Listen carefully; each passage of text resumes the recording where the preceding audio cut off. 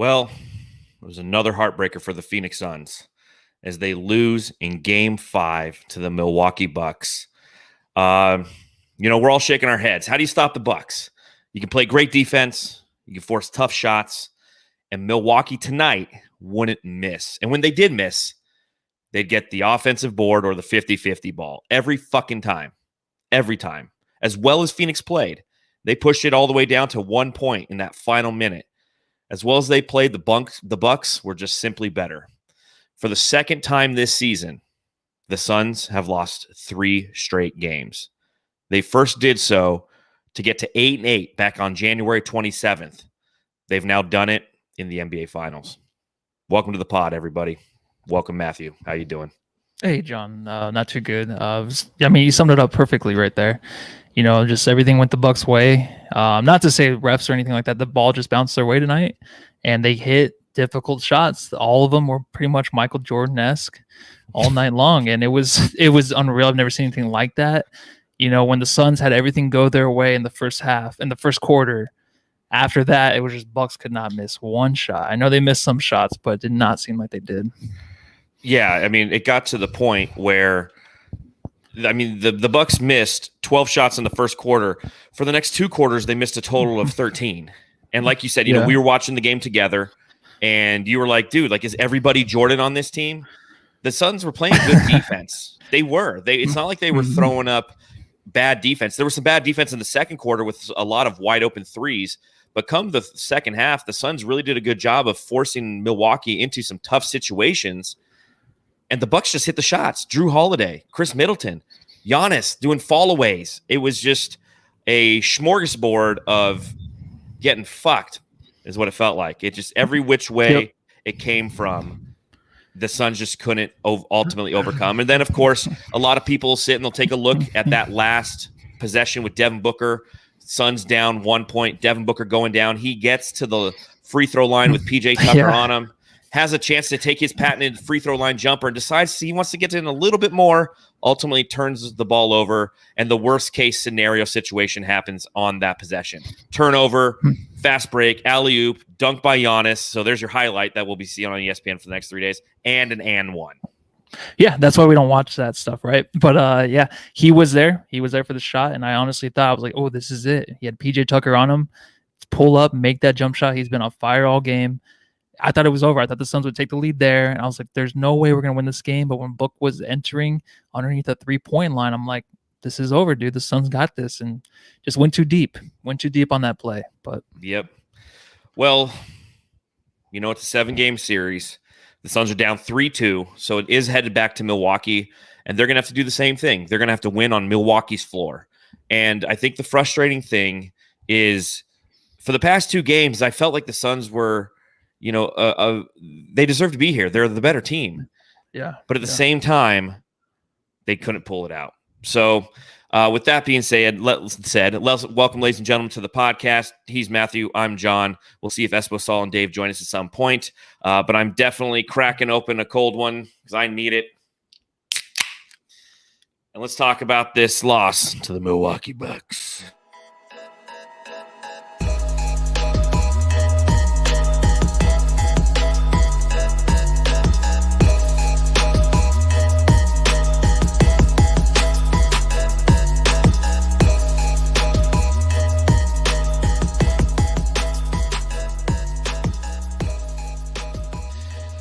So it is a Game 5 loss for the Phoenix Suns, and they are now down 3-2 in the series to the Milwaukee Bucks. Welcome to Saul. Welcome to Espo. How are you gentlemen feeling? You know what? If the Suns are going to win a title, they're going to do it in the most brutal, grueling, painful way possible. And somehow that feels like it would be about appropriate for everything this fan base has ever been through. So you know what? There's still a game. There's still a chance that there's 2 games. So why the hell not Suns in 7? Let's just, it sucks. The last 3 games have sucked, but you know what? If anything can happen, anything's possible, right? And if they're going to win it, they were going to put us through the ringer before they did it at any point. So Why not? Why not? Let's keep a little bit of faith in these guys, even though they haven't warranted it over the last 3 games right now. How you feeling, Saul? Honestly, I mean, I'm probably going to piss a lot of people off, but Jesus Christ, the Bucks were unbelievable in the second, third, and half of the fourth quarter. I mean, and Middleton finishing it out the way he did. I mean, those were tough shots. Bridges could only do so much to defend Middleton on that one shot, and it just. It's again, I know a lot of people are going to have PTSD and say, we just can't catch a break and stuff, but it was rough. It was rough, but this team came back. I mean, there were so many people on Twitter that gave up on the team in the fourth quarter thinking that they didn't even have a shot. And then they got to within one. And then, we all know what happened in the last 30 seconds, which is very unbelievable. And it's frustrating. That's what it is. It's frustrating. But again, like Espo said, they still got one more game to go to possibly extend this and get it back here for a game 7. It's not over. It's just not over. And this team hasn't lost 4 games in a row since way back in January. No, they haven't lost 4 in a row this season. Okay, there you go. And so, is it really going to happen here in the finals? God damn, I hope it doesn't. Look, it's time for Monty to look in the mirror, though. Monty's given a lot of speeches to these guys. It's time for him to give himself one because there were questionable calls. I don't know what that small lineup was trying to accomplish in the second quarter. There are things that he needs to clean up too. This is not just on the team. This is not a, everything's on the other side of hard moment at this point. It's look at yourself and decide what you can change, how you can impact things. I also think that, that the same thing can be said about Devin Booker and Chris Paul. There were moments where they were just kind of in a funk and they didn't trust their teammates. Bridges had an unbelievable night shooting, could barely get the rock. Cam Johnson, I don't think he missed a 3 tonight, couldn't get the rock. Like, you got to trust your teammates. That's what made you so successful all year. And then it came crunch time, and in the third quarter, when they were struggling to find a bucket, they didn't trust their teammates, and they were open. Like, you got to do that. And Booker, on the stats, obviously he had 40-plus points, and I think he had 10 or 12 straight for the Suns to keep them alive. But, again, a lot of people are pointing out, the one thing that the Suns team could do all season long was share the ball. And in these last couple of games, the ball has not been shared as much as before. If you'd have told me before the game that Chris Paul, Devin Booker, and DeAndre Ayton all were going to have 20-plus points, I'd have said that they won. But that wouldn't have counted for what I'm going to call the Drew Holiday game. And I could see it coming in the first quarter. He was hitting a couple shots. Even though he fouled out, I thought, I could tell he's feeling himself. And he had a hell of a game tonight, too. He finally bounced back and shot the ball well. And then he made the best play of the game by ripping Devin Booker when the game was on the line. You got to make plays like that. That's on Booker, though. He drives. Hold on. Let's back up. I want to talk about Drew Holiday real quick. And Saul's exactly right. This was the Drew Holiday game. And again, kind of to echo what Espo said, Monty Williams does need to look in the mirror as a coach, and so does Chris Paul and Devin Booker, the guys who are responsible for guarding Drew Holiday. Because guess what? The Suns did exactly what they should have done in the first quarter. They got Drew Holiday into foul trouble. And then what happened? 7 turnovers by the Bucks, and the Suns go absolutely apeshit in the first quarter and have a 16-point lead. And then no one attacks Drew the rest of the second quarter. Nobody tries to get him in foul trouble. Take a look at the series. Anytime Devin Booker gets close to foul trouble, the Bucks attack. And that did not occur tonight. It didn't go on the other side. Monty didn't sit down with Chris Paul in a timeout and say, hey, attack that man. Get him in foul trouble, because if you don't, he's going to start cooking. And guess what? He started cooking. He started distributing. He started putting his stamp on this game, and it was preventable if you had, from a head coaching standpoint, made the observation to attack. And the Suns are known to do this. When Anthony Davis was hurt in the first round, Devin Booker attacked him and got him out of the game. And there's nothing wrong with going at a weakness. That's how you win these games, how you win finals, how you become champions. Devin Booker, Chris Paul, but most importantly, Monty Williams did not make those adjustments today. In the second quarter, he didn't make the adjustments. He went the small lineup that Espo mentioned. And guess what? They come out, they shoot 1 for 6 from 3, and their 16-point lead goes to an 8-point lead. And he doesn't call a timeout. And it's just, These are very, very poor coaching decisions that we've seen in these last 2 or 3 games from Monty Williams, where he's not stopping momentum, where we've seen the likes of Ty Lue in the Western Conference Finals take huge timeouts to kill momentum. Monty hasn't been doing it, and I don't know why he isn't. But he hasn't done it all year. A tiger doesn't change his stripes, especially when you get to this point. So the timeout isn't what bothers me the most. It's the fact that Chris Middleton starts cooking you, right?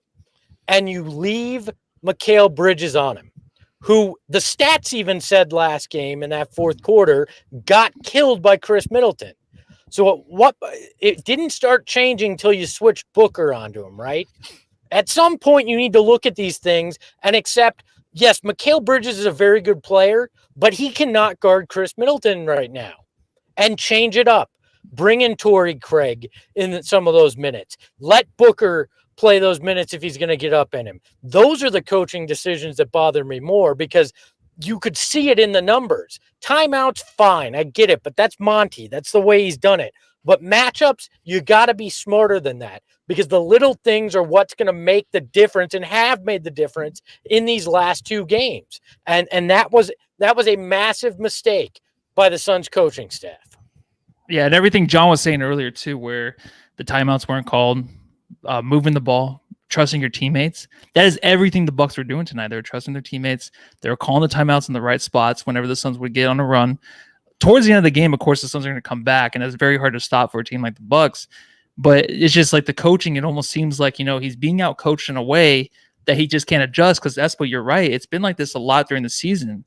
And there was never any really adjustments that you can make, that Monty can make during the game to really change anything. And it's bleeding over into these games. And yeah, Suns, they haven't lost 4 games in a row, but we said a lot about, they haven't done this yet, but it's happening right now in the finals. And the Suns just got to figure it out quick because it's do or die next game. Well, and going back to the start of that second quarter, which I really feel like, again, you can take stretches of time throughout different games and you can really go, you know what?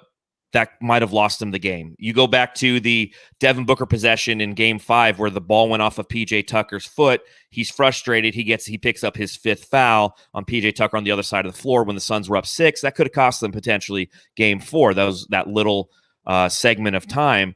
That's what happens in the NBA Finals. Everything's magnified. But you go back to that second quarter, the Bucks were a plus 14 with Giannis on the bench. And you know what? Monty Williams didn't bring Devin Booker back in the game till 6:14 left in the quarter. Why? Is he saving his minutes for Tokyo? Why? Why is he not out there trying to get this team back on track or to continue to buffer that lead that they had instead of letting them come all the way back? Because he thought that Devin Booker was going to come in that game and do what Chris Middleton did instead of him. That was why he held him out, because he wanted a closer and he knew Chris Paul couldn't be the closer. That was the problem. And Devin Booker wasn't the closer. Chris Middleton decided he was going to come in and be the closer. This series is going to come down to 2 things. It's going to come down to 2 alley-oops that involved Giannis, one that was a block and the one that he got tonight after the turnover. And it's going to come down to 2 things with Devin Booker. When he couldn't keep his cool after that ball went off PJ Tucker and they called it off of him, and then him deciding to go full Kobe and drive into 3 guys and have nowhere to go. And that's why Drew Holiday got that ball away from him, because he went into hero ball mode in the last seconds.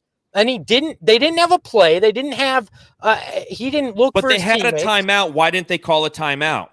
I don't like the timeouts there. I think you take the momentum. I think Booker had it. You guys didn't trust Booker at the end with that? Booker drove into 3 guys. Yeah, he had the shot and he continued going down. It was such a bad decision. He did not have it, yeah. He should have taken the shot. He drove into the lane, which was the bad decision, and wasn't looking for a teammate.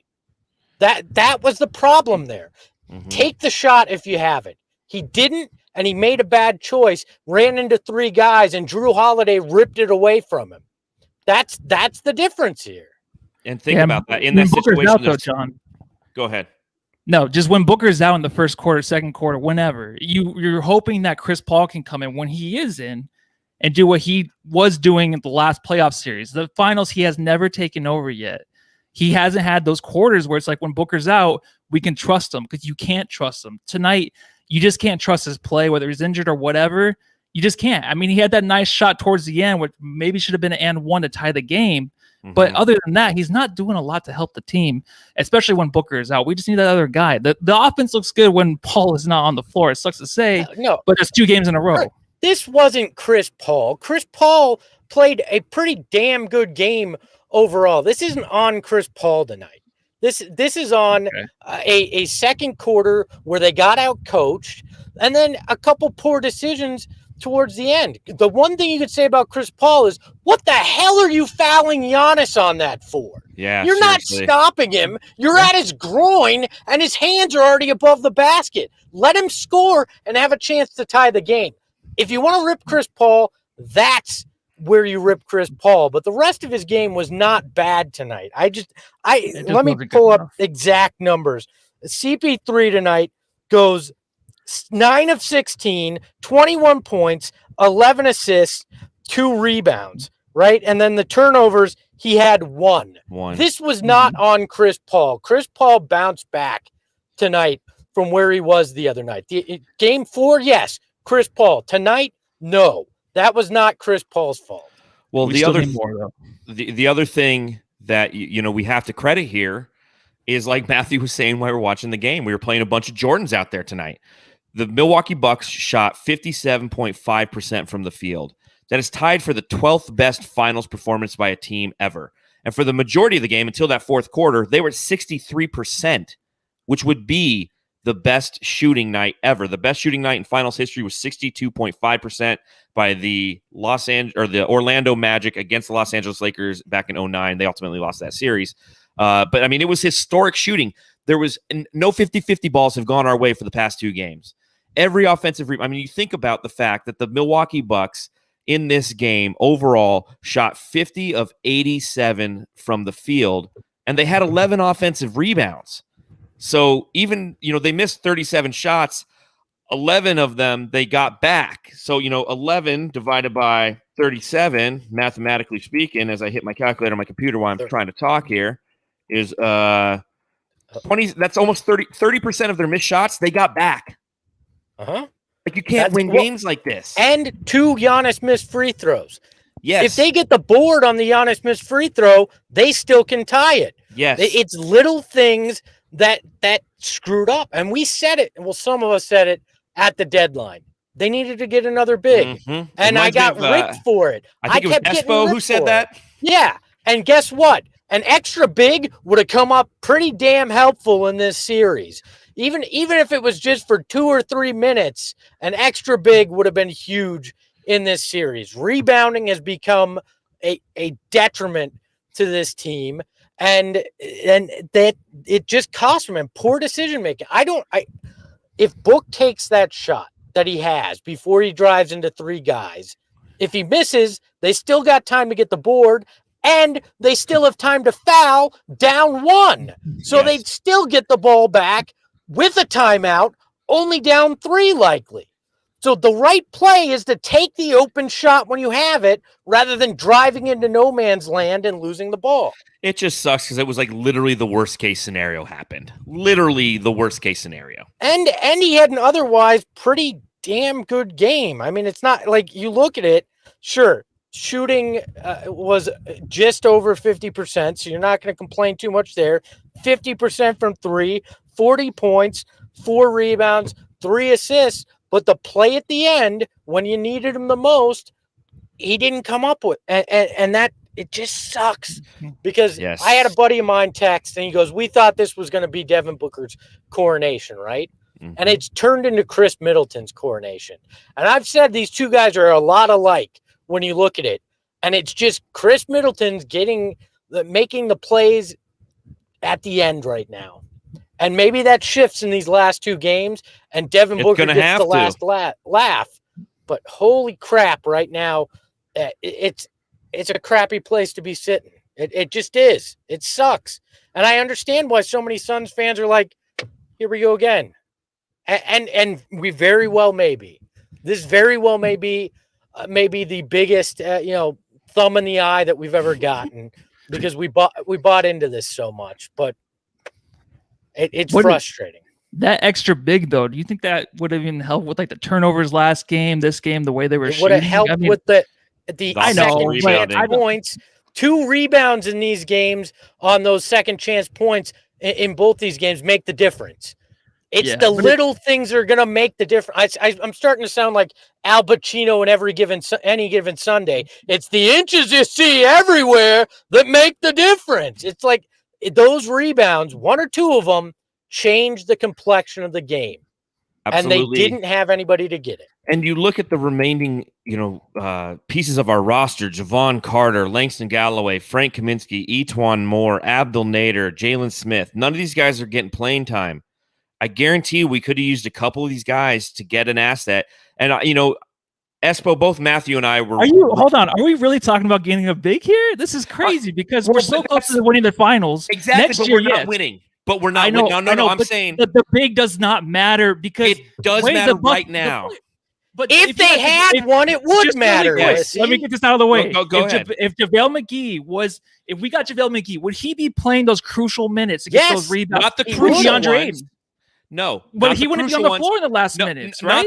Not the last minutes, but leading up to those last minutes, yes, he would be. He would have minutes in which he would be boxed up Brook Lopez. It would be that extra body where Jay Crowder's minutes would be cut a little bit. You throw him in there, and guess what? You're getting extra rebounds, or you're negating offensive rebounds and second chance points. That's what's killed us these last 2 games. The fact that we haven't had the capacity to stop their hustle on the boards. You throw another body in there who's bigger than Jay Crowder, and you get those extra rebounds. And again, we're clearly clutching at straws and things. This is an old conversation, but Matthew, you and I were both really big on getting a big at the trade deadline or in the buyout market. And, it sucks to say that now it's the NBA Finals and we're like, well, see, it should have happened. But I mean, we were saying that when it happened. The Suns just happened to have played out of their minds since that the trade deadline, not needing a big because they weren't playing in series. They were playing team to team, game to game, and you can have the capacity to beat your team or the opposing team with guard play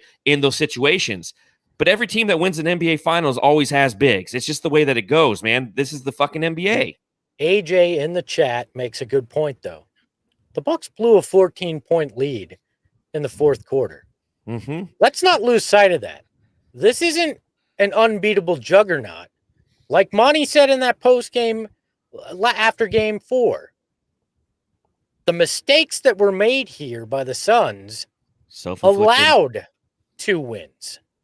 If they play their game, if you see the first quarter Suns come out for 4 quarters in Milwaukee, we're talking game 7 for Thursday. And all bets are off when you get to game 7. Until you find out Scott Foster's the ref. Yeah, no shit. I'm just kidding. And not to go there, but seriously though, like I'm obviously reacting to the games that I've just viewed, the last 3 games, a blowout and 2 games where the Suns beat themselves. They did. The Suns beat them. Now, don't get me wrong. I'll give more credit to Milwaukee tonight than I do for game 4 because the Suns clearly beat themselves in game 4. Tonight, Milwaukee shot crazy, and the Suns still had a shot. So we know they're not a dominant force that's unbeatable. I know that. And can we win in 7? Absolutely we can.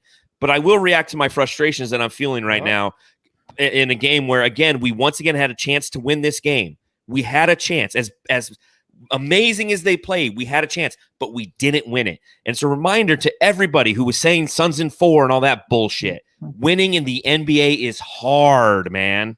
Yeah, but you know what I love? Yeah. The same people that were strutting around Suns in 4 and all that crap are the same people right now that are like, it's over. This team sucks. Screw this group. Because, it's called a bandwagon. And that's going to happen. And frustration and understanding that and critiquing certain things I get. But the complete, screw this, Monty Williams is a bum. I'm done with this group. They're a bunch of frauds. That's ridiculous. All right. Who are these people that you guys are hearing this? Were you guys not on Twitter tonight? Twitter. I'll hand you my phone. You can read all of them. They're frustrating. There's a few of them in the chat too, but we'll let them. But the Suns at 4 stuff it's kind of cute. It's just a thing that the fans like to do. And no one really thought they were going to win in 4. I mean, I even said, remember our podcast before? I don't even remember how many ago, but I said it might be 7 games because this Bucks team is so freaking good that we don't even know until we start to face them. We'll see how good they are. So I mean, it's just let them have their fun, I think. Well, exactly. And you know what? There are people in the chat who are actually Bucks fans who, like, after they win a game, instead of hanging out with their own people and you know, talking on fellow Bucks channels and stuff, they come to the Suns Jam Session and Suns Solar Panel podcast. So you know what? We appreciate you Bucks fans who decided to come here after a victory to hang out with Suns fans. That's really awesome of you. Everyone, make sure that you hit the thumbs up button and you subscribe, rate, and review while you're here as well. Please do. Give us a 5-star review and then rip us in the written part. Yeah, I don't care. Yeah, as long as you give me that 5-star, go for it. You can rip me all hit that like button and then rip us in the chat. We don't care. Go for it's good for the dollar bills, y'all. Speaking of the dollar bills, y'all, to Walmart Guy Fieri and the guy counting the hundreds. I don't ever want to see you on my television again. That's perfect. Walmart Guy Fieri. As soon as you said that, I knew exactly what you're talking about. Look, I mean, I just that epitomized my frustration. At one point, when ABC cut to them in the third, I yelled at my television. My wife's like, "What?" I'm like, "These guys, I don't want to see them anymore. Yeah. They're just show the attractive fans. Show the attractive fans. I don't need to see the attractive fans. Just don't show me the Walmart Guy Fieri and the guy who emptied his bank account so he could count hundreds while Giannis is shooting free throws. It was Monopoly. It was Monopoly money, man. I don't get me a camera up in the upper deck where the true fans are up there losing their freaking minds, and the only reason their hair's as white as Walmart Guy Fieri is because of the damn stress. That's what's going on with me. Like, I just it's a dumb thing, but it was the thing that it was an easy way to let my frustration out tonight. Yeah. Was there. Look, it was funny at first, yeah. Look, if this team is going to find a way, you know, every time we so many people counted them out all year. So many people sat here and went, "This is a fraud. I don't feel like this is a real team. They're going to lose in the first round. Oh, Denver's going to jack stomp them. Oh, the Clippers, it's over. The Clippers have got it figured out." This is another place, right? Let's take game 6 and then let's roll the dice on Thursday in Phoenix. It's that simple. Just get it back to Phoenix, and then whatever happens, happens. Go out there and play your damn hearts out. Leave everything you have. And if game 7 happens, great. Make it happen. Will it? Play like this is your last game in the NBA on Tuesday. And to that point, the Suns are, for the first time this postseason, truly pushed into a corner. And we are really going to see who this team is, what their capacity is, how big their hearts are, because they are officially on elimination watch, and they're going to hear it from the media. If they're smart, they won't listen to it. You know, I will say this: for the past 3 days, I have pretty much had zero Twitter usage. I'll go on there a little bit, but I really, and you know, Dave, if you're listening, I'm sorry, I'm not writing a ton of articles right now, and I really should be for Brightside, but I'm just trying to disengage emotionally, because the emotional investment that we're feeling is something that, you know, Espo, I know you and I have definitely been through. Matthew, you're really getting baptized by it right now. You were saying while you're watching the game, you're like, I can't take this shit. You know, it's just actually getting to the finals. Yeah. Yes, exactly. Welcome to the hellfire, my friend. Welcome to the hellfire. I would rather just the 21 seasons are good for me. You know, have the summers off, do what I want, put on that new tankini, go swimming. Honestly, but I want to go back to what Espo said too, like how, you know, listen to media. And you don't have to, but the teams that the Suns went through too to get to this point, you think about the Lakers. Yeah, they won in the bubble, but Anthony Davis has to prove himself more, right? He can't just win that bubble championship. Then you go through the Clippers in the third round, and that's a team made up of Paul George, Kawhi Leonard, guys that need to prove themselves still. Maybe not Kawhi, but Paul George still hasn't. Jokic, MVP, go through him. He has that battle too, to where he needs to go to the finals and win it. The Suns are in the finals. Yeah, they skipped a step. And of course, I don't want to listen or look forward to next year and thinking oh, this team's young, they'll get back together, they can do it again. No, I want to win it right now. And then you're also facing Giannis too, who had to prove himself. He's finally here. He's taken forever to get here. And I'm not saying, you know, there's no skip stepping. I am very proud of the Suns team, but the teams that they defeated, those are the most scrutinized teams. Now, if they don't win it, then maybe they start getting scrutinized. But it's just a step there, too, that now they're in this group of teams, but they proved themselves out west to battle those teams and get to this point. That is something that is huge. And I still want to win it all. I'm just saying those other teams that they played were scrutinized as hell. Now look, this is your opportunity. You're here. This is your chance. The West gets no easier next year, and there's no guarantee that guys who had career years have career years again. There's no guarantee that Chris Paul is even here next year. You have 2 games to win it. And I don't like the talk of, well, the window's open because it's a young core. That doesn't fly with me, right? We've seen what young cores can do here. Mm-hmm. It's not always pretty. Things can go sideways, and the disease of more took down greater teams than this. Mm-hmm. If you want to win, your path is clear. Win 2 games in a row. Win in Milwaukee Tuesday, win here on Thursday, and you've got an NBA championship. Everything else is noise and a hell of a lot harder than winning back-to-back games here. Amen. Amen. Ayton Watch 2021. So DeAndre Ayton's final stat line tonight, 7 of 12 from the field. He had 20 points, 10 rebounds, only 2 personal fouls in this game. Or I'm sorry, I read the wrong line there. 4 personal fouls, a lot of those coming late. I will say this about DeAndre Ayton. I did pop on the tweeter for a little bit and put a tweet out there after that first half, and I stand by that tweet. I really think that DeAndre Ayton had a very pedestrian first half. You look at his statistics, and we always talk about with DA, it's not about the box score. 20 and 10 in the NBA Finals. Guess what? Good box score. Good box score. DA really looked nice. Watching him on the court was not good tonight. There were plenty of opportunities, and Matthew mentioned this a little bit on the last podcast, and I feel like he got shot down a little bit. But a lot of shut up, Matthew. I'm talking. But a lot of times there were switches in which he had, whether it was Connaughton or Drew Holiday. And again, I'm going to go back to the fact that DA had Drew Holiday pinned down a couple times, didn't get the ball right away, and then would just fade away from the action, go to the weak side and watch the play and become a spectator. And the Suns, again, in those situations, you get DA the ball, you have him go at Holiday, and maybe Holiday will pick up a foul and take him out of the rhythm. And I think that DA's lack of aggressiveness, coupled with the fact that he returned to having some stone hands a few possessions tonight. I hate to revert back to some of what a lot of the naysayers were saying in the middle of the season, but that came to fruition tonight. Now, you're going to see those kind of things when you're playing an opposition that knows how to fluster him.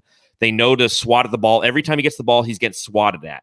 So they're going to try to do the things to have him revert to that skill set that a lot of people thought wasn't necessarily positive. But he needs to be more, he needs to call for the ball more. And he needs to stop being a spectator. He needs to stop watching the rebound. He needs to, there was one play with Bobby Portis where there was 3 Suns down there. Bobby Portis got 2 offensive rebounds and then an and 1. All DA needed to do on that play was locate Bobby Portis and box. You don't need to go for the rebound, big guy. You got Mikal Bridges and Jay Crowder right there. Find the guy, box him out, team rebounding. And instead, he's trying to do the tap it to himself thing. Bobby Portis gets the ball twice and then gets the and 1. And that was one of those plays that really, really frustrated me. Hey, they've got a guy in the front office that needs to be spending the next 2 days with DeAndre Ayton everywhere he's going, throwing his ass into him and showing him this is how you box out. This is how you get the ball when a smaller guy is guarding you. Mark West, Big Daddy, needs to just be right next to DeAndre Ayton every second and just throw his backside into him. Every time he's not paying attention, just do it until DeAndre registers. This is what I need to do when I have Drew Holiday on me in the post. That drove me nuts. There were 2 or 3 times in the second half where they had a mouse in the house and he could not get position on the guy. That's what he needs to work on. And this is not a condemnation of DA as a whole. Nope. It's one thing that he needs to work on that can take that his game to that next level. How he could have dominated in the 3rd and 4th to try to help them win, because 2 extra baskets are the difference here if he backs down a smaller guy. Instead, he lets the smaller guy front him, and then Devin or CP3 or Mikal, whoever has the ball on the wing, isn't willing to pass it into him with the smaller guy fronting him. He needs to get position. Yeah, he's not there yet either, and it's probably going to be another offseason, right? So where he can work on positioning, work on his moves down low. Of course, it's a lot to expect in the next 2 games, assuming this goes to Game 7 for DeAndre Ayton to, when those mismatches are there, they're just like last game we talked about, that he just doesn't want the ball. He just shies away from it. That happened all first half. Second half, like John said, there were two possessions where he had the mismatch and he had position. He did, but it was only like for a split second, and you need to hit him right there or do that. Otherwise, he's going to run away from it. So I think he just doesn't have that in his offensive game yet. So they're trying still to just the same DA, rim running, do what he can in the post. If he can get underneath the rim, throw it to him. But the post up stuff's just not there yet. And you would like to attack those mismatches. It's just, I don't think they can right now. And it sucks because you're going to get it a lot on these switches. It's just no one's really comfortable with him having the ball in those situations. Or getting the ball to him. That's the other thing is it takes a long time sometimes for Booker or Chris Paul to realize that the mismatch is there. And then when the opposition's putting their hands up, they just go, pass around. They don't make it. When you see that opportunity, drive a little bit. Have the lane go, their hands are up like this, go around them real quick, and maybe you can get a rim running pass to DA because he's going to make that over Drew Holiday. There was one play in that first quarter, and again, that's the emotional roller coaster of the playoffs, man. I tell you, that first quarter was just so unbelievably fantastic for Phoenix. They scored 37 points to the Bucks 21. And you were just, we were fist pumping, saying, fuck yeah. I mean, it was great. And then to come out and give up 43 points in the second quarter and only score 24 and then go down at halftime. I mean, that game just epitomized the entire playoff run of just emotional roller coaster. And again, a game is a game is a game. And going into Game 6, these are the opportunities that the Suns have not only to score points, because you need more than Devin Booker. You just do. You need to have something that works. And if you have DA and mismatches, you have to take advantage of those mismatches when they present themselves. The same way that the Bucks, when they find mismatches, they execute when those occur. When you have Mikal Bridges on Chris Middleton, like you said, Espo, Bridges has been burned by Middleton all series long. You got to make that adjustment. And if you don't, the Bucks are going to burn you on that, as they have done throughout the series. You put Mikal Bridges on Drew Holiday starting next game. It's got to be the move you make, and then you have Booker guard Middleton, and you make them work for the points. You make both of those guys work on both ends, right? It's fine. I know you want Devin fresh on the offensive end. Well, guess what? You need defense right now. You need to slow down the Bucks' big three. It's the only way you're going to win Game 6. And would there not be a sweeter thing than to beat the Bucks at home with their fans chanting the Bucks in 6 now and shut that Deer Garden up or whatever the Deer Close District, it down, whatever the hell they call it, and then say, all right, everything, one game, let's see what the hell happens, right? I don't care if you have to muck it up like the Clippers did in that series to slow the Bucks down. Now, I'm not saying don't headbutt guys, don't seriously hurt people, but I mean, just get down and dirty, play, foul hard, make them earn every bucket that they get, slow it down until it grinds every shot that they have. Like, just do whatever it takes, right? That can fix a lot of wounds. You're going to have a lot of Suns fans singing a different tune. The team's going to feel a lot different if you find a way. You pull it out when nobody expects it anymore. Man, there's a Game 7. Like today, I didn't sit down once, right, John? I was walking back and forth. If there is a Game 7, is there something I can take where I can just float in the air or something? Because I don't know. I can't even walk around. Yeah, there you go. Just get some of those gummies. Yeah, and just enjoy the ride, man. I mean, it's just, and I think that it's an astute observation with Mikal Bridges, because guess what? This isn't like the Los Angeles Clippers where every guy on the court could beat you offensively. You can take Chris Paul and just put him on Tucker, because Tucker's a 0 and guess on offense. And if he starts to back down Chris Paul a couple possessions, Chris Paul will pull the chair on him. He'll do something crafty on him, or you could throw a double on him because he's not the greatest of passers. So that is something that the Suns could do to negate that effectiveness. Real quick, where'd you get that hat, Espo? This was a Just Sports hat. The Suns Jam Session podcast is brought to you by Just Sports. Enter the code SUNSJAM at checkout for any of your online orders and receive 15% off of your purchase. That's right. Let them know that the Suns Jam Session guy sent you. Again, that is promo code SUNSJAM when checking out at shopjustsports.com. Such a shameless plug. They tried to throw me out again when I gave them the Suns Jam Session code in person. Online, shopjustsports.com. You say my name in there, I'm the guy who goes in there and puts all of our business cards and all the Suns clothes, and they probably hate me for littering. They're probably annoyed that people still go to stores to actually buy stuff. They should just go online. They Pretty sure that's their full business. They're 16 years old and they're like, I don't want to be here, sir. To hell, who is this old man with a beard jamming cards in my shirts that I have to go refold? Damn it.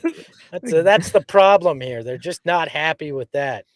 I just it's that kind of night, boys. Yes, it is. Yes, it is. And again, it's a game where you had all of the starters for the Suns score in double figures. You had 40 from Devin Booker, 21 from Paul, 20 from Ayton, 13 from Bridges, 10 from Crowder. But it was ultimately the big three from the Bucks: Giannis with 32, Chris Middleton with 29, Drew Holiday with 27, and the ever annoying Pat Connaughton going 4 for 6 from 3, scoring 14 points off the bench for the Bucks. Wide open looks. And yet we were talking about that while we were watching the game together. How perfect easy, form, perfect pass, no one in wide front open, jack set it up, feet. buddy. You don't have to dribble anything, caught right in the chest. James Jones knows. Yeah, James Jones sitting there watching, like, damn it, like. And again, I think Saul was saying it earlier, and it was absolutely right. A lot of our guys shot really, really well. I mean, Bridges 3 for 3 from 3, Jay Crowder 2 for 4 from 3, Cameron Johnson 2 for 2 from 3, Torrey Craig was 1 for 3 from 3. But at the same time, we had a lot of guys who were open too. And I know that there was a couple plays, Matthew, where we're like, to end the third quarter, Devin Booker wanted to take the final shot to end the third quarter. He gets double teamed. He still holds the ball. Cam Johnson sitting there doing jumping jacks. He's doing Pilates. He's doing some of those burpees because he's so open. And Booker did not give the ball to him. And I think that as the Suns are looking to make adjustments going into Game 6, that's got to be it. Trust your guys. Trust those around you. Trust the guys who made the big shots throughout the playoffs, throughout the season. The guys who got you here. Devin Booker scored 40 points again tonight, and I love him for it because you know what? He doesn't quit. There is no, die in this guy. He's somebody who, when you look at him, he's given us everything he has in the series. Yeah, Game 3 was a dud, but he's proven that he has the heart of a champion. But the next step for him is to realize that those around him are what are going to make him successful. Michael Jordan didn't start winning until he started realizing, hey, those around me are what are going to allow me to win championships. And Devin Booker is going to have to look at that film, look at it hard, and realize a lot of his teammates are wide open. Allow them the opportunity to take that shot. You're the guy. You're the gravity. Everybody's going to come to you. So pass the ball. I mean, he shot the ball 33 times tonight. The Suns shot the ball 87 times. Devin Booker shot 40% or 38% of the Suns' shots. Just don't pull a Kobe and only pass in what could be a deciding game. Still shoot, but pick your what drives me nuts is how many games this year did we say the Suns fell in love with the three even though they weren't hitting them and they just kept shooting them and it shot them out of the game. Tonight was the opposite. They were hitting their threes and forgot to shoot threes. Yeah. Like, it was weird. Like, they just stopped shooting threes at some point when they were hitting them. And it was frustrating. But by the way, breaking news. Breaking news. Ballers. DraftKings free-to-play pools are keeping it cool all summer long. Choose from a wide variety of free contests to enter the pool, answer a handful of questions, make picks for free, and grab your share of $10,000 in weekly prizes. Dive into DraftKings pools today.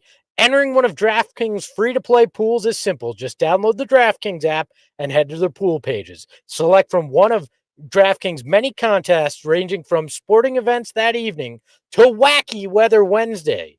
I still don't know what that is, but I'm gonna participate in a Wacky Weather Wednesday at some point. Then make your picks, watch the action unfold, Entries with the most correct answers will be deemed the winners, which is how winning works. And now that you know how to play, download the DraftKings app and sign up using code DRYHEAT. That's code DRYHEAT, not Dry Heave, which is what a lot of us wanted to do after this game. All players will have a free shot at grabbing $10,000 in weekly prizes without spending a dime. That's code DRYHEAT to feel the sweat. Only at DraftKings. Eligibility restrictions apply. See DraftKings.com for details. Got to get the sponsors in there. You are getting very, very good at that read, my friend. It's only the second time I've done it today, so I know. Why not? Why not? Well, let's throw this segment out there real quick. Jam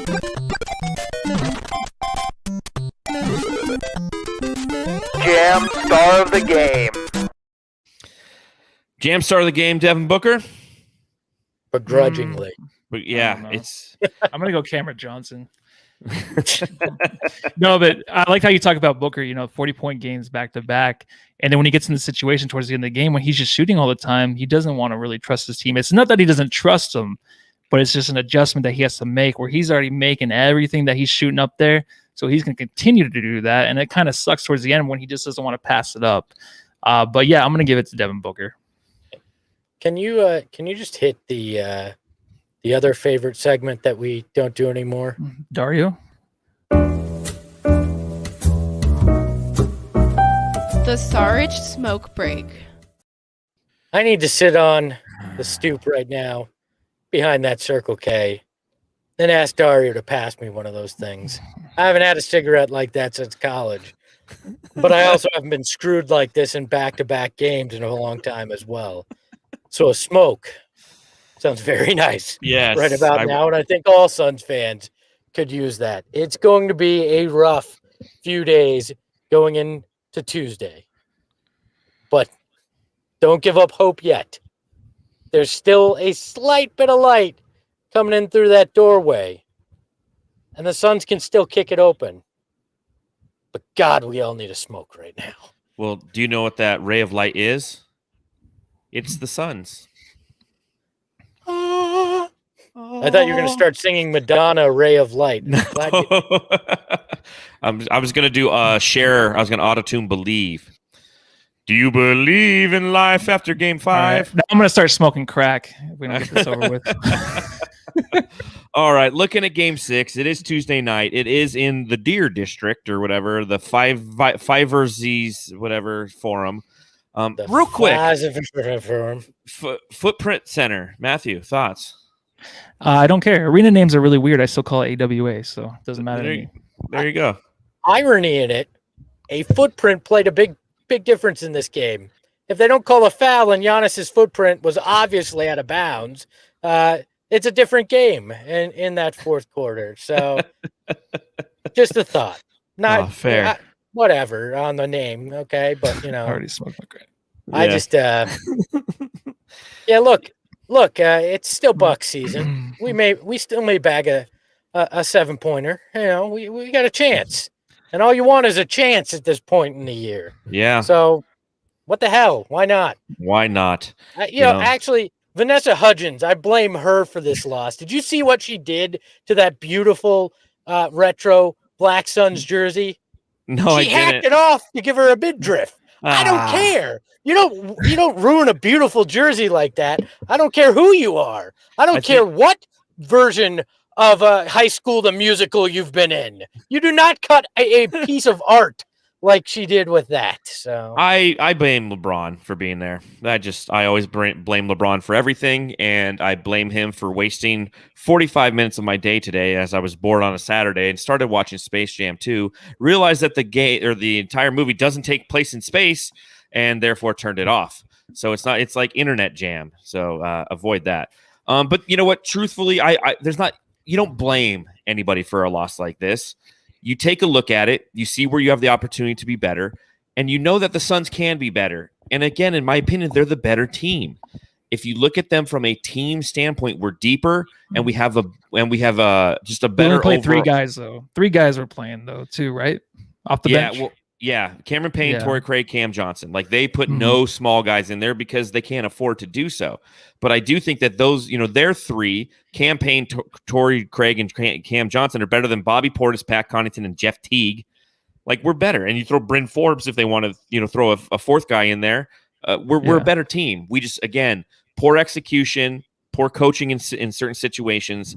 And you're still in this game and still in this series. So yes, is the road ahead of us hard? Absolutely. But it's the Phoenix Suns. Why wouldn't it be? Nothing's ever easy for us. Nothing's ever been easy for us. We lose coin flips. We leave guys wide open to hit huge threes and let Michael Jordan's team win. Steve Nash gets thrown around like a crash test dummy. Ron Artest changes his name to Meta World Peace and still has some, he's making putback threes or putback layups on missed threes. I mean, it's just we're a storied franchise that has a history of almost. And you know what? We've almost won our third game in the NBA Finals twice now. So let's go get it on Tuesday, huh? Let's go get, for the first time in the history of the franchise, a third win in an NBA Finals, because we didn't do it in 76 and we didn't do it in 93. But look, you did not instill confidence by bringing up all the past. But that's all right. How many times we have to go through that stuff? How many times, if I do another podcast and we have to add this freaking finals to that, whatever we talk about with the bad history, I'm going to, never mind. I don't know. You're going to smoke some I'm just crack? sick of hearing all this crap. You're likely going to, at the rate we're going, you may have to. Crack. No, smoke crack. You may have to add this to the list. Okay. But man, I hope not. I because hope not, that dude. list I can't sucks. Yes. That whole list sucks. Look, I think that guy in the crowd behind Walmart, Guy Fieri, was a perfect metaphor for Suns fans this series. They counted their money too early. Mm-hmm. Stop counting the damn money. And, the Suns even. I think they counted their money. They got happy on the farm, whatever the hell you want to say. And now they got to tap back into what they've been. That underdog, that group that shocked the world, the group that was where they shouldn't have been and still got it done. Where's that team? Wake up and show up in Milwaukee on Tuesday. Without that, you're done. So how about you actually tap into the heart, the hustle, the hope, the team that got you here, and be that group. Be that group from game 1 and 2 in this series. The first quarter of this game. Get out there and do something special that nobody expects you to on Tuesday, because that's what it's going to take to stay alive, and that's what we need to see. No, beautiful. And it's the team, right? I mean, John and I keep talking about how the Suns are the better team, but the last 2 games, it does not look like it. Looks like the Bucks are actually the ones adjusting, making the correct plays. I know they're making absolutely ridiculous shots all the time, but they are playing like a team, something the Suns have not done the last 2 games. That's 3. Shit. On that note, I think I'm ready to get out of here. It's a Saturday night. I'm just going to drink my sorrows away because you know what? I feel like that. So if you're watching, please subscribe on YouTube and smash the like button while you're here. You can become an elite jamster or flaming baller simply by clicking the join button or following the link in the description. If you're listening on the Bright Side of the Sun podcast network, you can hear Matthew breathing loudly. You can subscribe, rate, and review via the Bright Side of the Sun podcast network for all your favorite Phoenix Suns content. Follow the show on Twitter at Suns Jam and at Suns Solar Panel. You can follow me on Twitter at Darth Voida. You can follow Matthew on Twitter At Vincent Vega. Did you say at Vincent Vega? Yeah. I was watching Pulp Fiction last night. I was about to say, I'm like, wow, a Pulp Fiction reference, Matthew. Wow, that was deep, man. All right. That made me, I feel good now. There you go. You can follow Espo at Suns and 7. Why the hell not? It's better than the alternative.com. There you go. Matthew, you got anything else for everybody? Yeah, go home and smoke crack with your family. And cry yourself to sleep. Ahoy, hoy. Take care, everybody.